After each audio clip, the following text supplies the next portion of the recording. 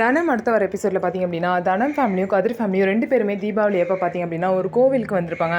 அந்த கோவிலில் பார்த்திங்க அப்படின்னா, இந்த மாதிரி அம்மனுக்கு வந்து ஒரு கல்யாணம் மாதிரி பண்ணுவாங்க. ஸோ அந்த கல்யாணம் முடிஞ்சதுக்கப்புறம் கண்டிப்பாக சாப்பாடு போடணும் அப்படின்னு சொல்லிட்டு கோவிலில் ரெடி பண்ணியிருப்பாங்க. ஆனால் அந்த சாப்பாடு பார்த்திங்க அப்படின்னா, வர வழியில் டிரைவர் வந்து குடிச்சிருந்தனால அப்படியே வண்டி கவுந்து சாப்பாடெல்லாம் ட்ரைனேஜில் விழுந்துடும். இதனால் கரெக்டான டைமுக்கு பார்த்திங்க அப்படின்னா சாப்பாடு கோவிலுக்கு வராது.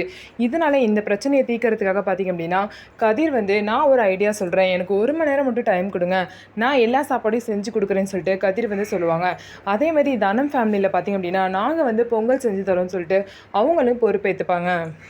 அவங்க 2 ஃபேமிலியும் சொன்ன மாதிரி பார்த்திங்கன்னா, அந்த 1 மணி நேரத்தில் சாப்பாடை செஞ்சு கரெக்டாக பார்த்திங்க அப்படின்னா, அந்த அம்மனோட கல்யாணம் முடிஞ்சதுக்கப்புறம் எல்லாருக்குமே பரிமாறுவாங்க.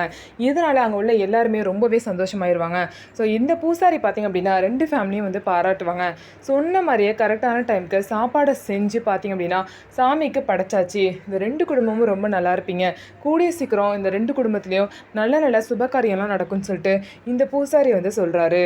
ஸோ இதுக்கப்புறம் என்ன நடக்க போகுது, இனிமேலாவது வந்து தனம் வந்து புரிஞ்சுக்கிட்டு அவங்களோட காதலை கதிர்கிட்ட சொல்கிறாங்களா இல்லையா அப்படின்னு வெயிட் பண்ணி பார்க்கலாம்.